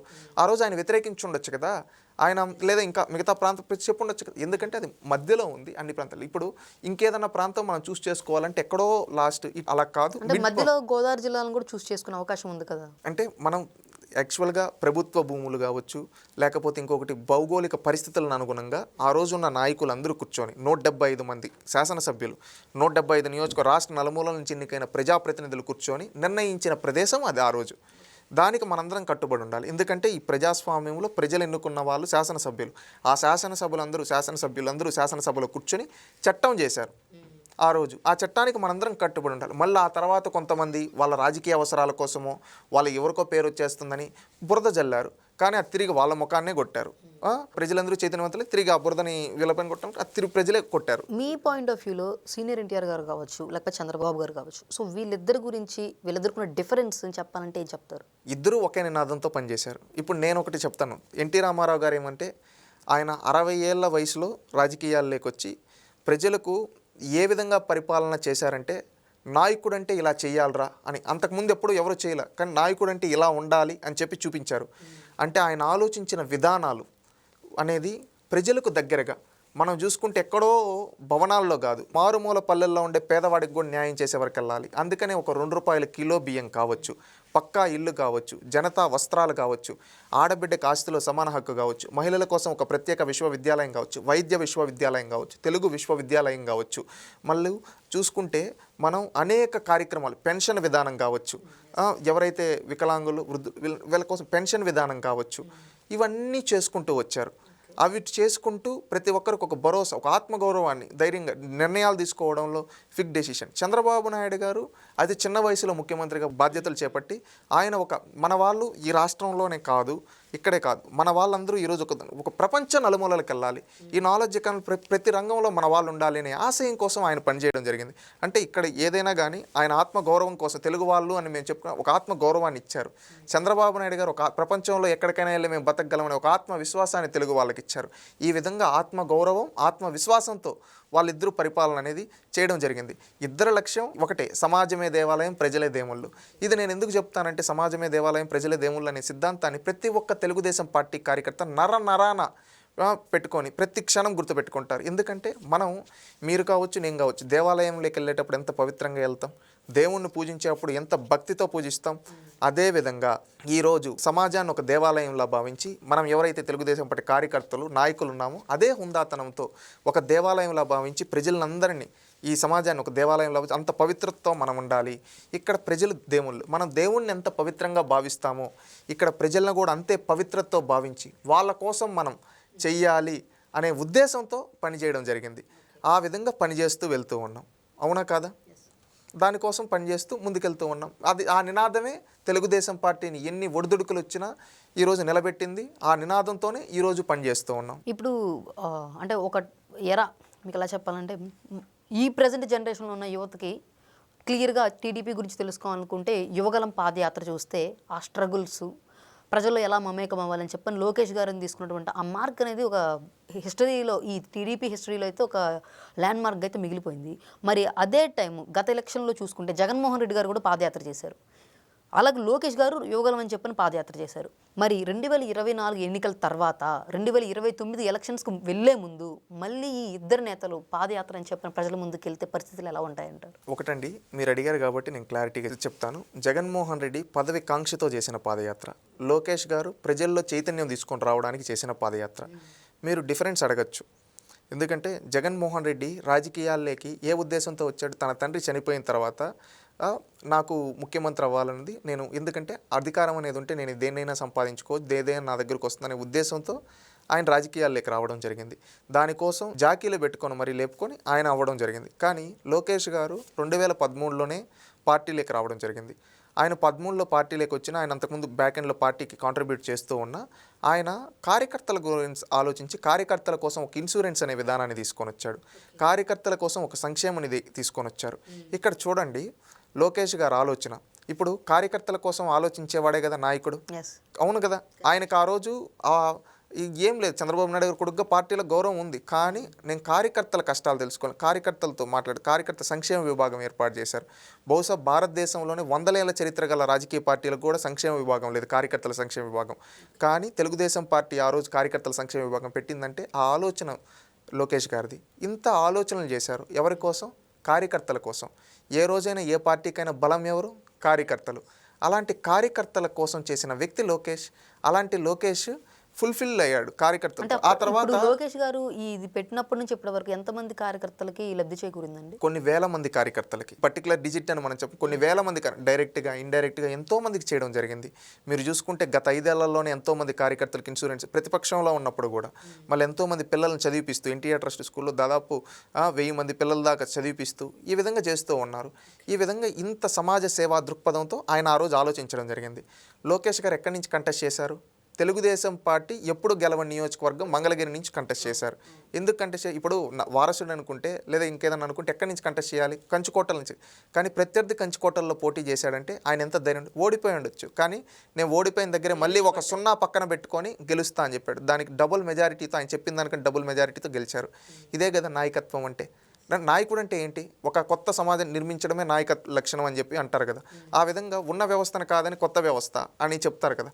ఆ విధంగా ఉన్న నియోజకవర్గాలు కంచుకోటలు కాకుండా ఒక కొత్త నియోజకవర్గాన్ని కంచుకోటగా మార్చిన వ్యక్తే కదా లోకేష్. ఆయన ఇన్స్పిరేషనే కదా. జగన్మోహన్ రెడ్డి తన తండ్రి వచ్చి వారసత్వంగా వచ్చే వాళ్ళ బాబాయ్తో బలవంతంగా రాజీనామా చేపించి వాళ్ళ కంచుకోటలో ఎంపీగా పోటీ చేసి వాళ్ళ నాన్న ముఖ్యమంత్రిగా ఉండేటప్పుడు, ఆ తర్వాత వాళ్ళ నాన్న నిలబడ్డ నియోజకం వాళ్ళ నాన్న చనిపోయిన తర్వాత అక్కడ సెంటిమెంట్ను రాజన్న బిడ్డ ఈ విధంగా చేసి, ఆ తర్వాత ఈ విధంగా సెంటిమెంట్లు చేసి, ఈ విధంగా లోకేష్ గారు ఎప్పుడు కానీ ఆ విధంగా చేశారు? ఏ విధంగా చేయలేదు. ఆయన ఎప్పుడు ప్రజలతో ఉన్నాడు, ప్రజలను మనసులో గెలిచాడు. ఈవెన్ అపోజిషన్లో ఉండేటప్పుడు కూడా యువగలం పాదయాత్ర అని ప్రజల్లో చైతన్యం అని ఎందుకంటారంటే అప్పుడు మాట్లాడితే కేసు, అక్రమ కేసులు. ఆ రోజు అన్ని వర్గాల వాళ్ళకి నేనున్నాను, మీరు మాట్లాడండి, నా యువగలంలో మాట్లాడండి, నేను మీ గొంతుకై ప్రశ్నిస్తా అని చెప్పి నేర్పి చేశాడు. చూసుకుంటే చంద్రబాబు గారిని అరెస్ట్ చేసి రాజమండ్రి సెంట్రల్ జైల్లో ఉంచిన విజువల్స్ అనేవి అసలు ప్రాంతాలకు అతీతంగా తెలుగువాడు ఎక్కడున్నా సరే రియాక్ట్ అయిపోయి చేసేలాగంటే ఒక ఉద్యమంలో అయితే ఉద్యమించారు. మరి ఆ పరిస్థితుల్లో జగన్మోహన్ రెడ్డి గారు ఇప్పుడు మీరు చెప్పారు అంటే మాట్లాడితే కేసు పెడతాము అని చెప్పని, అంటే ఆ టైంలో చాలా నుంచి వినిపించిన మాట ఏంటంటే ఇంకా టీడీపీని ముందుకు నడిపించేందుకు అక్కడ ఎవరు సోర్స్ లేరు, ఒకానొక టైంలో కుప్పకూలిపోయింది అన్న టైంలో నిజంగా ఒక హోప్ ఇచ్చేలాగా అంటే ఎలా ముందుకెళ్ళాలి, ఒక పర్టికులర్ రూట్ మ్యాప్ అనేది ఒకటి ఉండాలి కదా. తెలుగుదేశం పార్టీ అనేది కార్యకర్తల పార్టీ, క్యాడర్ బేస్డ్ పార్టీ. ఎన్ని సంక్షోభాలు వచ్చినా తెలుగుదేశం పార్టీ తట్టుకునింది. 1984లో నాదెండ్ల భాస్కర్ రావు రూపంలో సంక్షోభం వస్తే ఢిల్లీకి తెలుగోడి సత్తా ఏంటో చూపించి తెలుగుదేశం పార్టీ మళ్ళీ ఎన్టీ రామారావు గారిని సింహాసనం మీద కూర్చోబెట్టి సాధించడం జరిగింది. మళ్ళీ 89లో ఓడిపోయిన తర్వాత ఈ పార్టీని లేకుండా చేస్తామని కొంతమంది కాంగ్రెస్ పాలకులు ఆనాడు పెద్ద పెద్ద వ్యాఖ్యలు చేశారు. ఆ తర్వాత కరెక్ట్గా చూసుకుంటే 1994 ఎన్నికల్లో వాళ్ళకి ప్రతిపక్షం లేకుండా కూర్చోబెట్టాం. 2004లో ఓడిపోయిన తర్వాత ఇంక ఈ పార్టీని లేకుండా చేస్తాం, ఫినిష్ చేస్తామన్నారు కొంతమంది. వాళ్ళు ఫినిష్ అయిపోయారు కానీ ఈ పార్టీ ఏమవ్వలేదు. ఈ పార్టీని ఒక ఇదిగా చూపించి బూచిగా చూపించి ఏదో చేయాలని కొంతమంది అనుకున్నారు. వాళ్ళ పార్టీలకు కనీసం పార్లమెంట్లో ప్రాతినిధ్యం కూడా లేకుండా ప్రజలు కూర్చోబెట్టారు. 2019 నుంచి 24 వరకు అదే విధంగా చేయాలని చూశారు. కానీ ఇది క్యాడర్ బేస్డ్ పార్టీ కాబట్టి నాడు ఎన్టీ రామారావు గారు కావచ్చు, ఆ తర్వాత చంద్రబాబు నాయుడు గారు కావచ్చు, నేను లోకేష్ గారు కావచ్చు, ఆ సంక్షోభాలను అవకాశాలుగా కానీ మార్చుకున్నారు. ఇక్కడ ఎక్కడ చూసినా లోకేష్ గారు, భువనేశ్వరి గారు, అదేవిధంగా బ్రాహ్మణి గారు, వీళ్ళ ముగ్గురు చంద్రబాబు నాయుడు గారికి దగ్గరగా ఉంటూ అక్కడ రాజమండ్రిలో ఉండి ఆ పరిస్థితిని చూస్తూ ఉన్నారు. కానీ ఎక్కడా కూడా నేతలు కార్యకర్తలు నిలబడినంత గట్టిగా నేతలు నిలబడలేదు అన్న మాట మీరు ఎలా చూస్తారు? అది అవాస్తవం అండి. ఎందుకంటే ఈ తెలుగుదేశం పార్టీలో ఎప్పుడు కానీ క్యాడర్ బేస్డ్ పార్టీ, క్యాడరే పార్టీని నడిపిస్తారు. ఇప్పుడు క్యాడర్ అంటే డామినేషన్ పీరియడ్ ఉంటుంది కదా, అప్పుడు ఆ కార్యకర్తల్లో వచ్చిన ఆ ఎమోషన్ అనేది ఎవరిని ఇంకా ఆ ఎమోషన్ అనేది నాయకులు కన్నా ఎక్కువ ఎమోషన్. అంటే 1,000,000 మంది కార్యకర్తలండి, 1,000,000 మంది కార్యకర్తల బలం, 1,000,000 మంది కార్యకర్తల ముందు 1,000 మంది నాయకులు ఎలా ఉండగలుగుతారు? నేను చెప్పేది ఏంటంటే క్యాడర్ బేస్డ్ పార్టీ, నాయకులు బేస్డ్ పార్టీగా తెలుగుదేశం పార్టీ. ఆ క్యాడర్ ఎమోషన్ ముందు ఎవరైనా మేమైనా అంటే ఆ క్యాడర్ ఆ ఎమోషన్ క్యారీ చేశారు కాబట్టి ఆ రోజు పార్టీ అంత ఘన విజయం సాధించడం జరిగింది. మీరు చూసుకుంటే ఆ రోజు జగన్మోహన్ రెడ్డికి పతనం ఆ రోజే మొదలైంది. ఎందుకంటే చంద్రబాబు నాయుడు గారు ఏ రోజు తప్పు చేయరు, అది ప్రతి ఒక్కరికి తెలిసిన విషయం. ఎందుకంటే ఆ రోజు ఆయన బయటికి జైలు గోడల నుంచి వస్తున్న ఒక సింహం నడిచి వచ్చినట్టు వచ్చారు. మొన్న ఆ కేసునే కొట్టేశారు. ఎందుకంటే ఆయన ఎప్పుడు చెప్తాను నేనే తప్పు చేయలేదు. ఆ రోజు వెళ్ళేటప్పుడు కూడా చెప్పారు నేనే తప్పు చేయలేదు, రాజకీయ దురుద్దేశంతో పెట్టి నేను మళ్ళీ బయటకు వస్తా అని చెప్పారు. ఆ వచ్చే రోజు ఆయన ఒక సింహ గర్జన, ఒక సింహం నడిచి వస్తే ఎలా ఉంటుందో అలా ఉంటుంది. మీరు ఆ ఫోటో చూడండి ఒక్కసారి. ఆ ధైర్యమే ఆయన నిలబెట్టింది. ఈరోజు గర్వంగా ఆయన పైన ఎంతోమంది కేసులు వేశారు. రాజశేఖర్ రెడ్డి, విజయమ్మ, లక్ష్మీ పార్వతి, ఇలాగ ఎంతోమంది ఆయన పైన కేసులు వేశారు, 100 ఎంక్వైరీలు వేశారు. కరెక్ట్గా చెప్పాలంటే వెంట్రుకు కూడా బేకలేకపోయారు. ఎందుకంటే అంత నిజాయితీగా రాజకీయాలు చేశారు కాబట్టి, అంత పట్టుదలగా నిబద్ధతతో ఉన్నారు కాబట్టి. ఆ ధైర్యమే తెలుగుదేశం పార్టీ కార్యకర్తల ధైర్యం. ఎందుకంటే మా నాయకుడు తప్పు చేయడు, మేము ఎవరినైనా లెక్క చేయం అనే విధంగా వాళ్ళు వెళ్ళడం జరిగింది. అదేవిధంగా చేస్తారు. భవిష్యత్తులో కూడా రేపు ఎన్ని సంక్షోభం తెలుగుదేశం పార్టీ తట్టుకోగలుగుతుంది. భవిష్యత్తులో నడిపించే నాయకుడు లోకేష్ గారు. ఎందుకంటే నేను ఇప్పుడు చెప్పినట్టు ఆయన వారసుడు కాదు, కార్యకర్తల మన్నలను గెలిచిన నాయకుడు. అందుకని తెలుగుదేశం పార్టీ ఇంకొక 40 ఏళ్ళు 50 ఏళ్ళైనా కానీ లోకేష్ గారి చేతిలో పటిష్టంగా ఉంది. ఖచ్చితంగా ఆయన రేపు తెలుగుదేశం పార్టీని నడిపించే క్యాపబిలిటీ ఉంది. తెలుగుదేశం పార్టీకి సంక్షోభాలు కొత్త కాదు, సంక్షోభాల నుంచి అవకాశాలుగా మర్చుకుని అఖండ విజయాలు సాధించిన చరిత్ర తెలుగుదేశం పార్టీది. ఏ రోజు కానీ వ్యక్తిగత రాజకీయాలు చేయలేదు, వ్యక్తిగతంగా ఎవరినో దూషించాలని ఏ రోజు రాజకీయాలు చేయలేదు. అది మనందరం గుర్తుపెట్టుకోవాలి. గత టీడీపీ ఆవిర్భావ దినోత్సవం కడపలో అనుకుంటాను, మీరు క్లియర్గా ఒక మాట చెప్పారు. ఈ డ్రగ్స్, మాదక ద్రవ్యాలు వీటికి సంబంధించి ఎవరైనా సరే నోటీస్ అయ్యి ప్రభుత్వానికి ఇలా పట్టుబడితే వాళ్ళ ఆస్తుల్ని సీజ్ చేయండి అంటే ప్రభుత్వం తీసుకోండి అని మీరు మాట్లాడారు. అవి చాలామంది యువతను కూడా ప్రభావితం చేశాయి ఆ మాటలు. ఎస్, ఇప్పుడు ఆ విధంగా చేస్తున్నారు ప్రభుత్వం కూడా. ఇప్పుడు మరి ఇదే కేసులో పుట్ట గారు డ్రగ్స్ తీసుకున్నారని చెప్పని మాటలు వస్తున్నాయి. ఆయనకి షోకాజ్ నోటీసులు కూడా సీఎం గారు వెళ్ళటము, మేము చాలా జాగ్రత్తగా ఉంటాము, క్రమశిక్షణ చర్యలమేనని చెప్పని మాట్లాడుతూ ఉంటే అసలు ఏమీ పట్టి పట్టనట్టుగా ఉంటున్నారని చెప్పని వైసీపీ నేతలు అయితే జగన్మోహన్ రెడ్డి ప్రెస్ మీట్ పెట్టి మాట్లాడుతున్నారు. దీనిపై మీ సమాధానం? ఒకటి, అతని పైన ఆరోపణలు వచ్చిన వెంటనే తెలుగుదేశం పార్టీ కార్యక్రమాలకు దూరంగా ఉండమని చెప్పింది, షోకాజ్ నోటీస్ ఇచ్చింది. ఇవన్నీ ఇచ్చి వితిన్ 24 అవర్స్లో జరిగాయి. జగన్మోహన్ రెడ్డి పక్కన నిలబడుకుని గోరెంట్ల మాధవ్ బట్టలు లేకుండా నిలబడితే అతన్ని చర్యలు తీసుకోకుండా అతన్ని కంటిన్యూ చేసి పక్కన దిగి ఇప్పుడు కూడా ఫోటోలు దిగుతాం. అనంతబాబు అనే వ్యక్తి ఒకరిని చంపేస్తే మొన్న కూడా వాళ్ళ కేసు ఎంత ఇష్యూ అయింది. అతను మొన్న కూడా శాసన మండలి సమావేశాలకు మొన్న వచ్చినప్పుడు కూడా శాసనసభ పక్కనే నిలబెట్టుకో అన్నాడు. దువ్వాడ శ్రీనివాస్ అని ఒక అతను ఎవరో ఉంటాడు, అతను వాళ్ళ భార్యను వదిలేసి ఇంకొక ఆమెతో తిరుగుతూ ఉంటే అతన్ని పిలిచి పక్కన మాట్లాడుతూ ఉన్నాడు. మళ్ళీ కొండారెడ్డి అనే ఒక వ్యక్తి వాళ్ళ పార్టీ అతను డ్రగ్స్ పట్టాడు కాబట్టి చిన్నపిల్లవాడు తెలియక చేసి ఉంటాడు, అలాంటి వాడిని వేధిస్తున్నారని చెప్పి జగన్మోహన్ రెడ్డి మాట్లాడాడు. ఇలాంటి నీతి లేని జగన్మోహన్ రెడ్డి తెలుగుదేశం పార్టీ గురించి మాట్లాడతాడా? సూటిగా అడుగుతున్నాం. ఈరోజు ఎవరిపైన వచ్చినా కఠిన చర్యలు తీసుకుంటున్నాం ఖచ్చితంగా. దాంట్లో వాళ్ళని దూరం పెడుతూ ఉన్నాం. తేలితే పార్టీని సస్పెండ్ చేసినట్టు కూడా చరిత్ర ఉంది. నువ్వు ఎందుకు చేయలే సస్పెండ్? నువ్వు జోగి రమేష్ని ఎందుకు చేయలే సస్పెండ్? ఎందుకంటే నీ పార్టీ క్రిమినల్ పార్టీ, నువ్వు ఒక క్రిమినల్. అది గుర్తుపెట్టు. వాళ్ళకి మాకు నక్కకి నాగలోకి అనుకున్నంత తేడా ఉంది. వాళ్ళంటి వాళ్ళని ఎవ్వరూ పట్టించుకోరు. వాళ్ళంటి విమర్శలు ప్రజలందరూ చూస్తూ ఉన్నారు. నువ్వు నీతులు చెప్తావా? ఈరోజు 24 గంటల్లో చర్యలు తీసుకున్న చరిత్ర మాది. నువ్వు ఎన్ని ఇళ్ళు అవుతున్నాయి? సరే అంటే ఇప్పుడు స్వాతంత్రం వచ్చి 75 సంవత్సరాల పైన అవుతుంది. ఇక్కడ మన రాష్ట్రం ఏర్పడి కూడా కొన్ని దశాబ్దాలు అయితే జరిగిపోయినాయి. మరి ఇలాంటి టైంలో నేటికి కూడా ఉత్తరాంధ్ర గురించి మాట్లాడుకుంటే వెనుకబడిన ప్రాంతం అనే చెప్పుకోవాల్సిన పరిస్థితి. మరి కూటమి ప్రభుత్వం వచ్చిన తర్వాత ఇక టీసీఎస్ అని చెప్పి ఇట్లాంటివన్నీ తీసుకొస్తున్నా డోలీ మూతలు ఆగట్లేదు. హాస్పిటల్స్ ఇందాక చెప్పిన కొన్ని పాయింట్స్లో ఉన్నాయి, కరెంటు కూడా వెళ్ళట్లేదు. ఈ మధ్య గూడెల్లోకి అయితే వెలుగులు ఇట్లాంటివి వెళ్తూ ఉన్నాయి. కూటమి ప్రభుత్వం వచ్చిన తర్వాత సంతోషపడాలా, లేకపోతే ఇంకా ఇప్పటి వరకు ఇలాంటి వెళ్ళలేదని బాధపడాలా సార్? నేను క్లారిటీగా చెప్పదలుచుకున్నాను. అరకు లాంటి ప్రాంతాల్లో ఒకప్పుడు గంజాయి పంట వేసేవాళ్ళు. అలాంటి దగ్గర ఈరోజు అరకు కాఫీని ప్రమోషన్ ఈ రోజు నుంచి కాదు, 2014 నుంచి మేము ప్రమోట్ చేస్తూ ఉన్నాం. గిరిజన ప్రాంతాలకు సాక్షాత్తు ముఖ్యమంత్రి గారు వెళ్ళి ఒక పేదల సేవలో కావచ్చు, కొన్ని పండుగలప్పుడు వెళ్ళి డైరెక్ట్గా వాళ్ళతో మాట్లాడి ఇవి వేయడం జరిగింది. మీరు రోడ్లు లేవు అంటున్నారు, ఇవి లేవు. రోడ్లు అనేది ఒక వ్యవస్థ జరుగుతూ ఉంది. ఈరోజు కూటమిలో పవన్ కళ్యాణ్ గారి నాయకత్వంలో చేస్తూ ఉన్నాం. అదేవిధంగా మీరు చూసుకుంటే గిరిజన ప్రాంతాల్లో ముఖ్యంగా ఐటీడీడీఎల్ అని ఉంటాయి, వాటిని ఏర్పాటు చేసి వాటి కోసం ప్రత్యేకంగా స్కూల్స్ ఏర్పాటు చేసి ప్రతి ఒక్కరూ చదువుకోవాలి అని చెప్పి ఆనాడు ఎన్టీ రామారావు గారి నుంచే డెవలప్ చేస్తూ వచ్చాం. అది తెలుగుదేశం పార్టీ చేసింది. మళ్ళీ మీరు ఇంకొకటి డోలీ మూతలు అంటారు. ఇలాంటి డోలీ మూతలు ఉండకూడదని తల్లి బిడ్డ ఎక్స్ప్రెస్ అనేది 2014 ఆ సిచ్యువేషన్లోనే తెలుగుదేశం పార్టీ అనేది తీసుకొని రావడం జరిగింది. ఎలాగా దాన్ని ఎలా ఇంప్లిమెంట్ చేశారు? ఇప్పుడు ఏవైతే ప్రాంతాలు ఉంటాయో అక్కడ డోలీ కావచ్చు, ఇవి ఉంటే అక్కడ ఫీడర్ అంబులెన్స్లను పెట్టి ఈ విధంగా పెట్టి వాటి ద్వారా తీసుకొని రావడం అనేది. అసలు రోడ్లే లేకుండా ఈ అంబులెన్స్ నడవలేవు కదా. రోడ్లు లేవు అనేది తప్పండి. ఇప్పుడు గిరిజన ప్రాంతాల్లో కొంతమంది కొన్ని దగ్గరలో క్లారిటీగా మీరు చూసుకుంటే రోడ్లు అనేది పూర్తిగా అన్ని దగ్గర లేవనేది తప్పు. ఇప్పుడు ఒక ఊరికి మధ్యలో క్లే ఆఫ్ కనెక్టివిటీ దగ్గర కొన్ని దగ్గర లేకపోయి ఉండొచ్చు. అది ఆ యొక్క ఏదైతే కొంతమంది ఏంటంటే దానికి కూడా ముఖ్యమంత్రి గారు గతంలో చెప్పడం జరిగింది, ఒక దగ్గర ఉండకుండా ఒకసారి ఇక్కడ ప్రభుత్వం కల్పించాలనుకుంటే వీళ్ళు వెళ్ళి ఇంకొక దగ్గర గుడిసెలు ఇవి వేసుకుంటూ ఈ టైప్లో కొంతమంది ఉంటూ ఉంటారు. ఆ విధంగా అవ్వడం వల్ల ఏంటంటే ప్రభుత్వం ఏదన్నా కల్పించాలన్నా కూడా ఒక దగ్గర ఉండేదానికి 1 సంవత్సరంలో మళ్ళీ అక్కడికి వెళ్ళిపోతే ఇక్కడికి మనం ఇది చేయిస్తాం. అందుకని గిరిజనులను కూడా రిక్వెస్ట్ చేయడం జరిగింది ముఖ్యమంత్రి గారు, మీరంతా ఒక చోట ఉండండి. అక్కడ ఉండబడితే ఏంటంటే ప్రభుత్వం కూడా మేము ఎంతో చేయాలనుకుంటున్నాం, ఒక దగ్గర చేస్తే మళ్ళీ ఇంకొక దగ్గరికి వెళ్ళిపోతూ ఉంటే ఇది ఏమవుతూ ఉందంటే ఇది ఒక ప్రాసెస్లో ఎక్కడో ల్యాకింగ్ వస్తూ ఉంది. ఇది జరగకూడదని సాక్షాత్తు ముఖ్యమంత్రి గారు ఈ అరకు పార్లమెంట్లో పర్యటన చేసినప్పుడు ఈ గిరిజన ప్రాంతాల్లో చెప్పడం జరిగింది. ఎందుకంటే ఇది ఒక బాధ్యత గల నాయకుడిగా ఆయన చేయాల్సిన పని. ఎందుకంటే ఇప్పుడు ప్రజల్ని చైతన్యవంతం చేయాలి, దానికి తగ్గట్టుగా మనం నిర్ణయాలు తీసుకోవాలి. ఈరోజు నేను చెప్పాను ఐటీడీ స్కూల్స్ ఇవే కాకుండా అక్కడ రేషన్స్ అందిస్తూ ఉన్నారు. ఈ ఫీడర్ అంబులెన్సులు ఇవన్నీ తీసుకొని వచ్చారంటే ఊరికే పెట్టారు కదా. ఏది కానీ ఒక వ్యవస్థలో మనం తీసుకుంటే దాని తల్లి బిడ్డకు దీనికి ఇంత బడ్జెట్ కేటాయించి మీరు అన్నట్టు రోడ్లు లేకుండా ఎక్కడ అంబులెన్సులు ఇవిగా దానికి రోడ్డు కనెక్టివిటీకి మనం బడ్జెట్ కేటాయిస్తాం. మీరు చూసుకుంటే లోకేష్ గారు పంచాయతీరాజ్ మంత్రిగా ఉండేటప్పుడు 17 నుంచి 19 మధ్యలో 25,000 కిలోమీటర్లకు పైగా సీసీ రోడ్లు వేశారు. సీసీ రోడ్లు ఇవన్నీ వేయడం జరిగింది. ఈ విధంగా తెలుగుదేశం పార్టీ ఎప్పుడున్నా కానీ రోడ్ కనెక్టివిటీ అనేది ఈ ఇన్ఫ్రాస్ట్రక్చర్ లాజిస్టిక్స్ డెవలప్మెంట్ అనే దానిపైన ఫోకస్ చేస్తుంది. దానికి తగ్గట్టుగా ఆ రోజు నుంచి ఈ రోజు వరకు నిర్ణయాలు తీసుకుంటూ ఉన్నారు.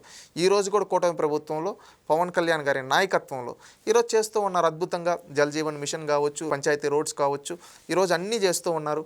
ఈరోజు ఎప్పుడు కానీ ఏంటంటే తెలుగుదేశం పార్టీ ఆలోచించేది ఇన్ఫ్రాస్ట్రక్చర్ బిల్డ్ చేయాలి. ప్రతి మారుమూల ప్రాంతానికి ఇంటర్నెట్ కనెక్టివిటీ. మీరు చూసుకుంటే అరకు లాంటి ప్రాంతంలో కూడా ఇంటర్నెట్ అవైలబుల్ ఉండే విధంగా అక్కడ మనం టవర్స్ని ఏర్పాటు చేయడం కావచ్చు. ఇంకొకటి టవర్సే కాకుండా ఇంకేమైనా కొత్త టెక్నాలజీ ఉంటే దాని ద్వారా కూడా వాళ్ళకి కనెక్టివిటీ ఎలా ఇవ్వచ్చు అని చెప్పి ఎవరైతే ఇప్పుడు ఎయిర్టెల్, జియో ఇలాంటి ఉంటాయి వాళ్ళంటి వాళ్ళతో 2014-19 మధ్యలోనే దానికి సంబంధించి ఎలా చేయొచ్చు ఇక్కడ ప్రాంతంలో ఇంటర్నెట్ మారుమూల ఏజెన్సీ ప్రాంతాల్లో కూడా అని చెప్పి ప్రణాళికలు చేసిన రోజులు ఉన్నాయి. ప్రణాళికలే కాదు కొన్ని ప్రాంతాలు ఇంప్లిమెంటేషన్ చేసిన రోజులు కూడా ఉన్నాయి.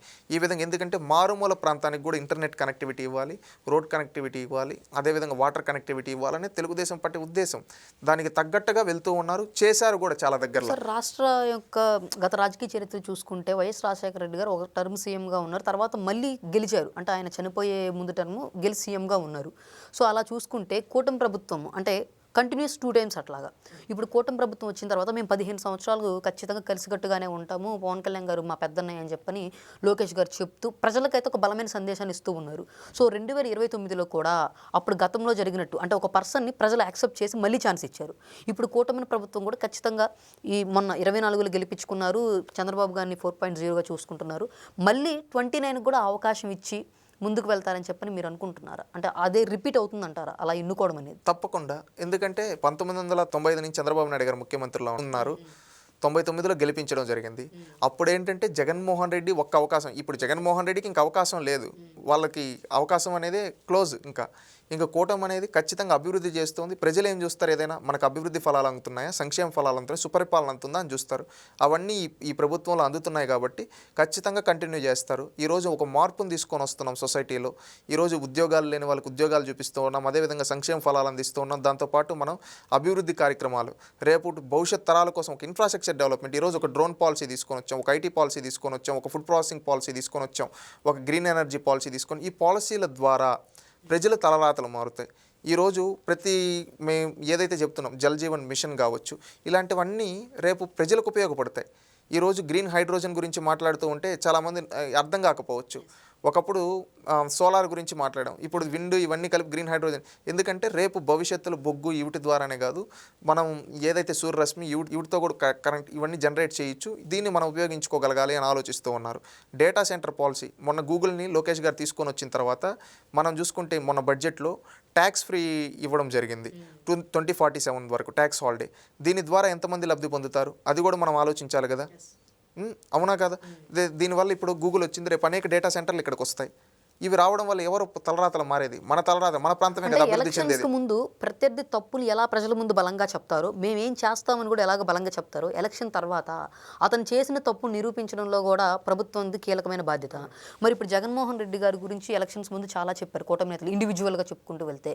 ఇప్పుడు ప్రభుత్వం అధికారంలోకి వచ్చిన తర్వాత మద్యం స్కామ్ కావచ్చు, నకిలీ ఈ మద్యం సంబంధించి ఇంకొక వ్యవహారం అయితే జోగి రమేష్ వ్యవహారం అయితే కావచ్చు, అదేవిధంగా తిరుమల తిరుపతి దేవస్థానానికి సంబంధించి ఆ నకిలీ నెయ్యి వ్యవహారం అయితే కావచ్చు, ఇలా గత ప్రభుత్వం మీద ఆరోపించిన ప్రతి ఆరోపణ కూడా సుప్రీంకోర్టు దాకా అక్కడ దాకా ఎక్కాయి వెళ్ళాయి కూడా. కానీ అంతిమ లబ్ధిదారుడు ఇదిగో పట్టుబడతాడు అదిగో పట్టుబడతారని చెప్పని 2 ఏళ్ల నుంచి ప్రజలు చూస్తూనే ఉన్నారు, కథలుగా వింటూనే ఉన్నారు. మరి 5 ఏళ్ల సంవత్సరం కూటమి కంప్లీట్ చేసుకునే లోపైనా సరే కనీసం ఒక్క దాంట్లోనైనా సరే దోషి అని నిరూపించగలరంటారు? తప్పకుండా నిరూపిస్తారు. ఇప్పుడు మీరు చూసుకుంటున్నారు లిక్కర్ దాంట్లో వాళ్ళు సుప్రీంకోర్టు వరకు వెళ్ళారు. సుప్రీంకోర్టు వెళ్తే వాళ్ళకి బెయిల్ ఇవ్వకుండా వాళ్ళని లోపల పెట్టడం జరిగింది. ఇక్కడ విచారణ జరుగుతూ ఉంది, నిందితులందరినీ అరెస్ట్ చేయడం, సీఎంఓకి ప్రిన్సిపల్ సెక్రటరీగా ఓఎస్డీగా ఉన్న వ్యక్తులను కూడా జైల్లో పెట్టాం. అవునా కదా. రేపు విచారణలో వాళ్ళ వాంగ్మూలాలను పట్టుకొని అంతిమ లబ్ధాన్ని కూడా ఖచ్చితంగా పట్టుకుంటారు. ఒకే రోజు రాత్రికి రాత్రి జరిగిపోవాలనేది జరగదు. ఈరోజు మీరు చెప్పిన ప్రతి కేసులో ఆ రోజు చేసిన ప్రతి ఆరోపణలో ఈరోజు ఎంక్వైరీలు జరుగుతున్నాయి, విచారణలు జరుగుతున్నాయి. కొంతమందిని రిమాండ్కి పంపించారు, కొంతమందిని జైల్లో పెట్టారు. దానికి తగ్గట్టుగా కొన్ని సెంట్రల్ ఏజెన్సీస్, కొన్ని స్టేట్ ఏజెన్సీస్ విచారణలు జరిపిస్తూ ఉన్నాయి. ఖచ్చితంగా అన్నింటిలో ప్రజల ముందు వీళ్ళు దోషులు అని చెప్పి నిలబెట్టాము. అంతిమ లబ్ధిదారులు కూడా రేపు బయటకు వస్తారు. ఇప్పుడు పొలిటికల్ సెక్షన్లో ఎలా ఉంటుంది అంతిమ లబ్ధిదారుడు ఎలా అనేది, ఏ కనెక్టివిటీతో, ఇప్పుడు సీఎం ఓఎస్డీ ఉన్నారు. సీఎం ఓఎస్డీ అంటే సీఎంకి తెలియకుండా చేశారా? దాన్ని భవిష్యత్తులో వస్తాయి, అవి కూడా అవన్నీ వస్తాయి, అందరికీ శిక్షలు పడతాయి. ఎప్పుడు కానీ తెలుగుదేశం పార్టీ ఏం చేస్తుంది, తప్పు చేసిన వాడిని శిక్షించాలి. ఎందుకంటే తప్పు చేసిన వాడిని శిక్షిస్తే రేపు భవిష్యత్తులో ఇంకొకటి తప్పు చేయకుండా ఉంటాడు. సార్, మన గత 43 సంవత్సరాలుగా ఆవిర్భావ సభ అంటే ఇప్పుడు కేడర్కి ఎంతో ఒక పండగ లాంటిది. మరి ప్రతి సంవత్సరం కూడా ఆవిర్భావ దినోత్సవ వేడుకలు జరుపుకుంటూనే ఉంటారు. మరి ఈ 43 ఏళ్లుగా ఎటువంటి ప్రాంతాలపై టీడీపీ ఆవిర్భావ దినోత్సవాలు ఫోకస్ చేశాయి? ఒకటి, అన్ని ప్రాంతాల అభివృద్ధికి తెలుగుదేశం పార్టీ ఉంటుంది. ప్రతి ఆవిర్భావ దినోత్సవంలో ఒకే మాట చెప్తారు తెలుగుదేశం పార్టీ. నేను తెలుగుదేశం పార్టీ మూల సిద్ధాంతం ఏదైతే చెప్పాను, సమాజమే దేవాలయం ప్రజల దేవులని, దాన్ని నమ్ముకొని మనం పని చేయాలి అని నిరంతరం చెప్తారు. ఒక క్రమశిక్షణతో పనిచేయాలి, మనం నిబద్ధతతో పనిచేయాలి, మన నాయకుడు చేసిన మంచి పనులను స్ఫూర్తిగా తీసుకొని ఈ తరాలకు ఏం అవసరమో దాన్ని మనం ప్లానింగ్ చేసుకుంటూ ముందుకెళ్ళాలి అని చెప్పి ఎల్లప్పుడూ ఎవరైతే ఉన్నారో ఎన్టీ రామారావు గారు, చంద్రబాబు నాయుడు గారు, నేడు లోకేష్ గారు అదే దాంతో పనిచేస్తూ ఉన్నారు. ఒకరు చేసిన దానికంటే ఇంకొకరు ఎక్కువగా. కాలానుగుణంగా మార్పుల గురించి కూడా మనం మాట్లాడుకోవాల్సి వస్తుంది. ఎందుకంటే కొన్ని రంగాల గురించి నేను చెప్పదలుచుకున్నాను. నాడు 1982 నుంచి ఇప్పటి వరకు వచ్చిన రీఫార్మ్స్, నాడు ఎన్టీ రామారావు గారు మహిళలకు ఆస్తిలో సమాన హక్కు కల్పించడం జరిగింది. మళ్ళీ ఆ తర్వాత ఎన్టీ రామారావు గారు మహిళా విశ్వవిద్యాలయాన్ని పెట్టడం జరిగింది. ఆ తర్వాత చంద్రబాబు నాయుడు గారు ఏం చేశారు, దానికి అడ్వాన్స్డ్గా మహిళలు 8వ తరగతి 10వ తరగతి వరకు చదివి ఆపేస్తూ ఉంటే వాళ్ళకి బడికొస్తా పథకం ద్వారా సైకిల్ ఇవ్వడం కావచ్చు.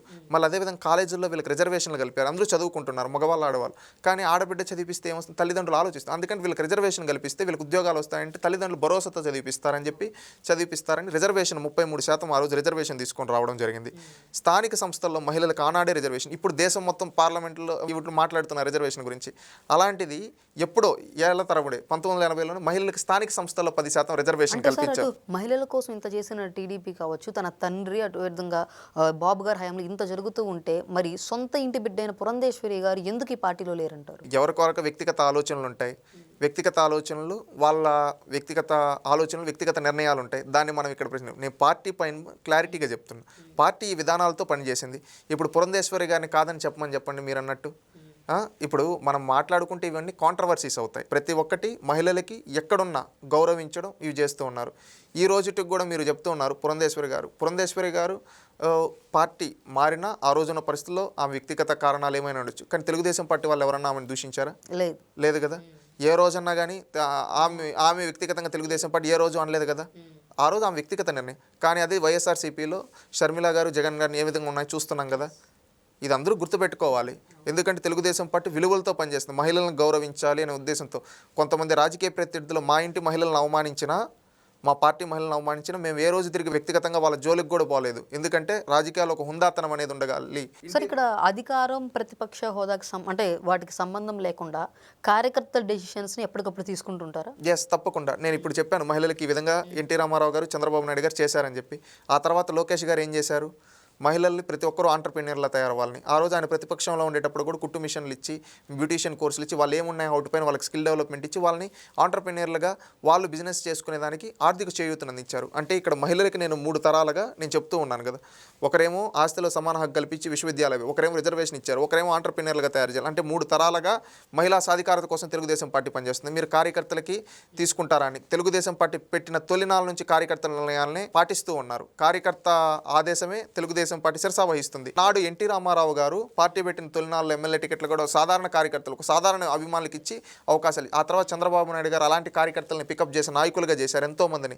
ఈరోజు ఒక కార్యకర్త ఎంపీగా పార్లమెంట్లో కూర్చున్నాడంటే కలిసెట్టప్పల నాయుడు గారు లాంటి వాళ్ళు, అది తెలుగుదేశం పార్టీ యొక్క గొప్పతనం. నేడు నారా లోకేష్ గారు ఇంకొక అడుగు ముందుకేసి ఈ పార్టీ కార్యకర్తలే బలం, ఈ పార్టీ కార్యకర్తల బలంతో, అందుకని తెలుగుదేశం సమాజమే దేవాలయం ప్రజలే దేవుళ్ళు అన్న దాని కింద 6 శాసనాలను తీసుకొని వచ్చి దాంట్లో ఒక శాసనం కార్యకర్తే అధినేత అనేది చేశారు. ఈ రోజు కూడా ఏదైనా ఫీడ్బ్యాక్, ఏదైనా పొజిషన్ కావచ్చు, ఏదైనా కావచ్చు అంటే కార్యకర్త ఫీడ్బ్యాక్ మీదే ఈరోజు ఇస్తూ ఉన్నారు.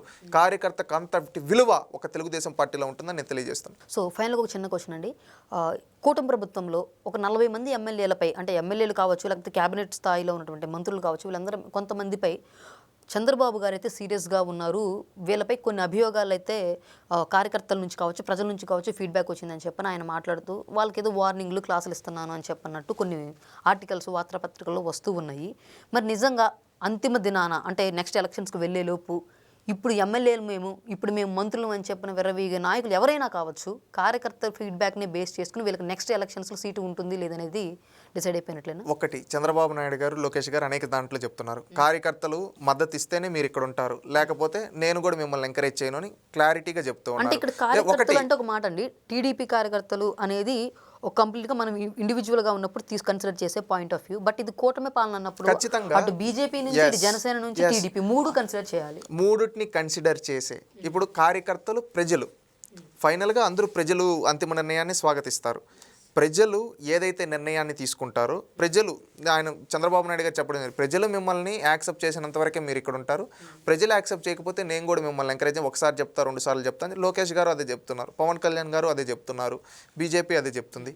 వీళ్ళు ముగ్గురు కలిసి అన్నదమ్ముల్లాగా వెళ్తారు. నేను ఒక్కటి చెప్పదలుచుకున్నాను, మీరు ఈ విధంగా తెలుగుదేశం పార్టీ విలువల గురించి కూడా మనం చెప్పాల్సిన అవసరం ఉంది. ఈ సందర్భంగా ఇన్నేళ్ల రాజకీయ చరిత్రలో ఎంతో అభివృద్ధి చేశాం, సంక్షేమం చేశాం, సంస్కరణలు చేశాం, సుపరిపాలన చేశాం.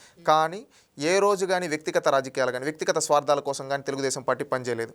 తెలుగుదేశం పార్టీ అధికారంలో ఉన్న ప్రతి సందర్భంలో ప్రజలకు మంచి చేయాలని చేసింది. తెలుగుదేశం పార్టీ ఎన్నో సందర్భాల్లో పొత్తులు పెట్టుకుని చిన్న చిన్న పార్టీలతో కూడా 1982లో పార్టీ పెట్టిన రోజు సంజయ్ విచార్ లాంటి చిన్న పార్టీతో కూడా పొత్తు పెట్టుకుని, వాళ్ళకు కూడా పొత్తు పెట్టుకుని సీట్ల అవకాశం, వాళ్ళని కూడా చట్టసభలో కూర్చోం. కమ్యూనిస్టులు ఉనికి లేని రోజు కమ్యూనిస్టులతో కూడా పొత్తు పెట్టుకుని వాళ్ళకు కూడా చట్టసభల్లో అవకాశం కల్పించారు తెలుగుదేశం పార్టీ. అదేవిధంగా నాడు మీరు చూసుకుంటే 1984లో దేశమంతా కాంగ్రెస్ ప్రభంజనం, 404 సీట్లు, రాజీవ్ గాంధీ గారు ప్రభుత్వం ఏర్పడింది. ఆ రోజు 2వ అతిపెద్ద స్థానంలో తెలుగుదేశం పార్టీ ఉంది. ఆ రోజు బీజేపీకి 2 స్థానాలు ఉన్నాయి. ఆ రోజు 2 స్థానాలు ఉంటే ఒకటి తెలుగుదేశం పార్టీ మద్దతుతో ఈ తెలంగాణ గడ్డపైన హనుమకొండలో జంగారెడ్డి గారికి మద్దతు ఇచ్చి గెలిపించింది. అంటే ఆ రోజు జాతీయ స్థాయిలో చిన్న చిన్న పార్టీలను కూడా, మీరు ఇంకొకటి చూస్తే 1989లో నేషనల్ ఫ్రంట్ ఏర్పాటు, చిన్న చిన్న రాజకీయ పార్టీలన్నింటినీ ఏకం చేసి జాతీయ స్థాయిలో కూటమి గట్టి ప్రభుత్వాన్ని ఏర్పాటు చేసిన ఘనత. అంటే పొత్తు లేకుండా ముందుకెళ్ళలేదు అన్నట్టు మీరు చెప్పింది కన్వే అవుతుంది. 1996లో కూడా యునైటెడ్ ఫ్రంట్, ఇప్పుడు జాతీయ స్థాయిలో చిన్న చిన్న పార్టీలను కలుపుకొని అందరికీ రాజ్యాధికారం ఇచ్చి అందరినీ ఈ దేశ అభివృద్ధిలో భాగస్వామ్యం చేశాం. అంతేగాని ఈరోజు అన్ని పార్టీలు పరిడ వెళ్ళాలనేది కూడా. ప్రజాస్వామ్యం అంటే ఏంది? అన్ని రాజకీయ పార్టీలు బలంగా ఉండాలి అన్నారు. ఈరోజు తెలుగుదేశం పార్టీ పొత్తు పెట్టిన కొంతమంది నోటికి ఏదొస్తే అది అవగాహన లేని, రాజకీయ అవగాహన లేని వాళ్ళమాట. రాజకీయాలు ప్రజాస్వామ్యంలో అన్ని పార్టీలు బలంగా ఉండాలని తెలుగుదేశం పార్టీ కోరుకుంటుంది. గుర్తుపెట్టుకోండి, ఏ రోజు కానీ ఒక రాజకీయ పార్టీని చంపాలని కానీ ఏ ఆలోచన చేయాల. 1996లో చంద్రబాబు నాయుడు గారికి దేశ ప్రధానమంత్రి అయ్యే అవకాశం వచ్చినా ఏ రోజు ప్రధానమంత్రి పదవి నాకు ఈ తెలుగు జాతి ముఖ్యం అని చెప్పి ఆ రోజు యునైటెడ్ ఫ్రంట్ ఏర్పాటు చేసి అన్ని పార్టీలను ఏకం చేసి హెచ్డి దేవేగౌడ గారు ఒక ప్రాంతీయ పార్టీ వ్యక్తి, ఆయన్ని ప్రధానం చేశాం. ఐకే గుజరాల్ గారిని చేశాం. మీరు ఇంకొకటి కూడా చెప్తా, తెలుగుదేశం పార్టీ ఎంత విలువలతో ఉంటుందంటే కాంగ్రెస్ పార్టీ వ్యతిరేక విధానాలతో తెలుగుదేశం పార్టీ పుట్టింది. అదే కాంగ్రెస్ పార్టీని జీవితాంతం ఉన్న పివి నరసింహారావు గారికి ప్రధానమంత్రి అయ్యే అవకాశం వస్తే నంద్యాలలో కంటెస్ట్ చేస్తే తెలుగుదేశం పార్టీ అభ్యర్థిని నిలబెట్టలేదు. అది తెలుగుదేశం పార్టీ విలువ. అంటే రాజకీయ ప్రత్యర్థి అయినా కావచ్చు, మన తెలుగువాడు ప్రధానమంత్రి అవుతున్నాడు, మన తెలుగువాడు ప్రధానమంత్రి అయ్యేటప్పుడు మనందరికీ గర్వకారణం. ఈరోజు మనకు రాజకీయాలు ముఖ్యం కాదని అభ్యర్థిని నిలబెట్టకుండా రాజకీయం చేసింది ఆ రోజు తెలుగుదేశం. పివి నరసింహారావు గారు ఆ తర్వాత ప్రధానమంత్రి అయిన తర్వాత ఆర్థిక సంస్కరణలు ఈ దేశంలో ఎలా చేశాడో మనందరం చూసాం. అంతటి గొప్ప పార్టీ. 1998లో ఎన్డీఏగా ఉన్నప్పుడు ఆ రోజు అటల్ బిహారీ వాజ్పేయి గారు ప్రధానమంత్రిగా ఉండేప్పుడు అటల్ బిహారీ వాజ్పేయి గారు ఫస్ట్ టైం 16 రోజులు ఉన్నారు, ఆ తర్వాత 13 నెలలు ఉన్నారు. అక్కడ ప్రాంతీయ పార్టీలు అంతే డిమాండ్లు ఎక్కువ ఉంటాయి. ఆ డిమాండ్లు ఎక్కువ ఉండేటప్పుడు జయలలిత గారితో సమ్ క్లాష్ ఏదో వచ్చి ప్రభుత్వం కూల్చేసింది జయలలిత గారు. ఆ తర్వాత 1999 ఎన్డీఏ కన్వీనర్గా చంద్రబాబు నాయుడు గారు ఉండేటప్పుడు 5 ఏళ్ళు ఒక్క కేంద్ర మంత్రి పదవి తీసుకోవాలా, 8 కేంద్ర మంత్రి పదవులు ఆఫర్ చేసి మాకు కేంద్ర మంత్రి పదవులు వద్దు, అటల్జీ నాయకత్వం ఈ దేశానికి అవసరం అని చెప్పి ఆ రోజు ప్రాంతీయ పార్టీలన్నింటినీ ఏకం చేసి 5 ఏళ్ళు ప్రభుత్వం కూలిపోకుండా ప్రభుత్వానికి మద్దతు ఇచ్చి ఆ రోజు మనం చూసాం.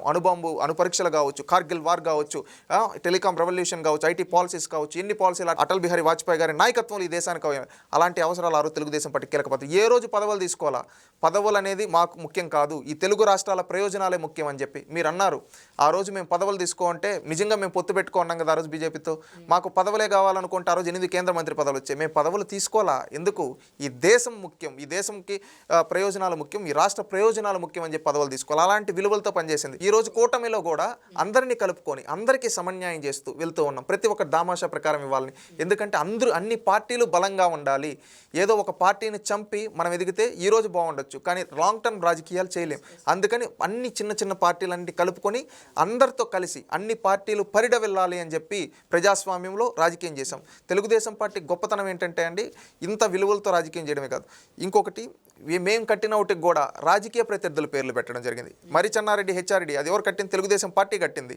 మళ్ళీ కోట్ల విజయభాస్కర్ రెడ్డి ఇండోర్ స్టేడియం ఉంది, దానికి ఎవరు పేరు పెట్టాం? కోట్ల విజయభాస్కర్ రెడ్డి గారు, కాంగ్రెస్ పార్టీ ముఖ్యమంత్రి. కాసు బ్రహ్మానందరెడ్డి పార్క్ ఉంది, దానికి ఎవరు? కాసు బ్రహ్మానందరెడ్డి కాంగ్రెస్ పార్టీ ముఖ్యమంత్రి. జలగం వెంగళరావు ఉన్నారు, ఎవరు? కాంగ్రెస్ పార్టీ ముఖ్య. అంటే మేము చేసిన పనులకు కూడా రాజకీయ ప్రత్యర్థుల పేర్లు, ఎందుకంటే వాళ్ళు కూడా ఒకప్పుడు ముఖ్యమంత్రులుగా చేశారు, వాళ్ళ పేరు కూడా ఉండాలి ఈ చరిత్రలో ఎక్కడన్నా మాట్లాడుకున్నప్పుడు అని చెప్పి అలాంటి వాళ్ళ పేర్లు పెట్టాం. అంటే ఏ రోజు కానీ వ్యక్తిగత రాజకీయాలు చేయలేదు, చెయ్యబోము కూడా.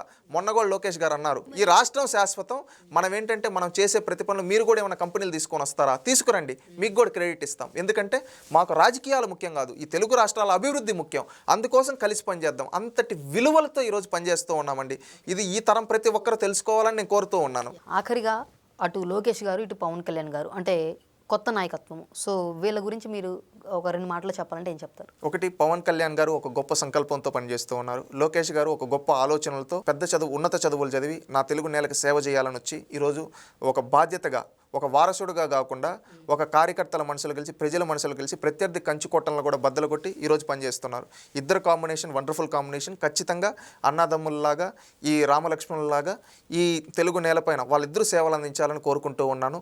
ఎందుకంటే అందరం కలిస్తేనే, నేను చెప్పాను ఇంతకుముందు, ఆ రోజు అటల్ బిహారీ వాజ్పేయి గారు చంద్రబాబు నాయుడు గారు కాంబినేషన్ కావచ్చు, మళ్ళీ ఈరోజు పవన్ కళ్యాణ్ గారు లోకేష్ గారు ఏ కాంబినేషన్ అయినా అందరి థీమ్ ఒకటే అండి, ఈ ప్రాంతాలు అభివృద్ధి చెందాలి, అభివృద్ధి, సంక్షేమం, సంస్కరణ ప్రతి ఒక్కరికి అందాలి, ప్రజలకు మేలు జరగాలి. ఈరోజు ఒక రాజకీయ పార్టీగా మనం ఉండేది ప్రజలకు మంచి చేయాలి. ప్రజలు బాగుపడితే వాళ్ళ కళ్ళల్లో ఆనందం చూడడమే మన లక్ష్యం. మనకు పదవులు ముఖ్యం కాదు అనేది తెలుగుదేశం పార్టీ అయినా, ఈరోజు జనసేన పార్టీ పవన్ కళ్యాణ్ గారు కూడా అదే చెప్తూ ఉన్నారు, పదవులు ముఖ్యం కాదు, ప్రజలకు మంచి చేయాలని. ఆ ప్రజలకు మంచి చేయాలనే ఉద్దేశంతో ఈరోజు పనిచేస్తున్నాం. ఇదే విధంగా 15 ఏళ్ళు కాదు, ఇంకొక 20 ఏళ్ళైనా కానీ ఇదే విధంగా కలిసి సమిష్టిగా పనిచేస్తాం. ఎందుకంటే ఫైనల్గా ప్రజలకు న్యాయం జరగాలని నేను కోరుకుంటున్నాను, ఒక తెలుగువాడిగా, ఒక తెలుగుదేశం పార్టీ కార్యకర్తగా. ఎందుకంటే నేను యువతను కూడా అడిగేది ఒకటే, ప్రతి ఒక్కరు యువత రండి, కదలి రండి. ఆనాడు ఎన్టీ రామారావు గారు పిలుపునిచ్చారు, రండి కదలు రండి, తెలుగుదేశం పిలుస్తుంది రా కదలరా అని. ఆ విధంగా ఈ రోజు కూడా మేము పిలుపునిస్తున్నాం, కొత్త తరం అందరూ రండి. ఎందుకంటే తెలుగుదేశం పట్ల గొప్ప ఆలోచనలు, వినూత్నమైన ఆలోచనలు చేసింది. ఈ దేశం కోసం, ఈ రాష్ట్రం కోసం ఏ రోజు పదవుల కన్నా ఎక్కువగా ప్రయోజనాలే, రాష్ట్ర ప్రయోజనాలు, దేశ ప్రయోజనాలే ముఖ్యంగా పనిచేసింది. ఇలాంటి పార్టీలకు యువతరం వచ్చి ఖచ్చితంగా యువరక్తంతోడే రేపు ఈ రాష్ట్ర అభివృద్ధిలో, ఈ దేశ అభివృద్ధిలో భాగస్వాములు అవుదామని పిలుపునిస్తున్నాం. ఎందుకంటే ఇంతటి విలువలతో చేసింది. మనం ఈరోజు చూసుకుంటే ప్రతి పల్లెలో పడిన సిమెంట్ రోడ్డు కాడ నుంచి మొదలు పెడితే నేషనల్ హైవేల వరకు కావచ్చు, ఊర్లో ఉండే ఒక అంగన్వాడీ ప్రాథమిక పాఠశాల కాడ నుంచి స్టేట్ లెవెల్లో ఉండే యూనివర్సిటీల వరకు కావచ్చు, ప్రైమరీ హెల్త్ కేర్ సెంటర్ కాడ నుంచి మొదలు పెడితే ఎయిమ్స్ లాంటి హాస్పిటల్స్ రూపకల్పన వరకు కావచ్చు. అదేవిధంగా మనం చూసుకుంటే ఒక చిన్న మారుమూల రైతు కుటుంబంలో పుట్టిన ఒక వ్యక్తి కూడా ఈ ప్రపంచ నలుమూల ఎక్కడికి వెళ్ళిన ఒక ఆత్మవిశ్వాసాన్ని ఇచ్చడం కావచ్చు, ఎక్కడో ఉండే ఒక ప్రతి ఒక్కరికి నేను తెలుగువాణ్ణి అని చెప్పుకునే ఒక ఆత్మ గౌరవాన్ని ఇవ్వడం కావచ్చు. ఇవన్నీ చేసింది తెలుగుదేశం పార్టీ. ఎంతో ఈ తెలుగు నేలపైన మనం చూసుకుంటే ఇంకుడు గుంతల కాడ నుంచి, చెక్ డ్యాముల కాడ నుంచి మొదలు పెడితే మేజర్ ప్రాజెక్టులు, పోలవరం ప్రాజెక్టు వరకు కావచ్చు, మచ్చుమర్రి ఎత్తిపోతల పథకం, హాంద్రినివ కావచ్చు, ఇలాంటి బ్రాంచ్ కెనాల్స్ వరకు కావచ్చు, ఏది తీసుకున్నా దాంట్లో తెలుగుదేశం పార్టీ మార్క్ ఉంది. ఈ ప్రతి దానిపైన మనం ప్రత్యక్షంగానో పరోక్షంగానో తెలుగుదేశం పార్టీ వల్ల లబ్ధి పొందిన వాళ్ళమే. అందుకని తెలుగుదేశం పార్టీకి రండి, కదలి రండి. యువరక్తం తోడైతే ఖచ్చితంగా రేపు రానున్న రోజుల్లో మన రాష్ట్రాన్ని అభివృద్ధి చేసి, ఈరోజు వ్యక్తులుగా మనం శాశ్వతం కాదు, ఈ చేసిన మంచి శాశ్వతం. ఇలాంటి వ్యవస్థలో ప్రజలకు మంచి చేసే తెలుగుదేశం పార్టీ లాంటి పార్టీకి మనందరం మద్దతు తెలపాలని కోరుకుంటూ ఉన్నాను. Thank you.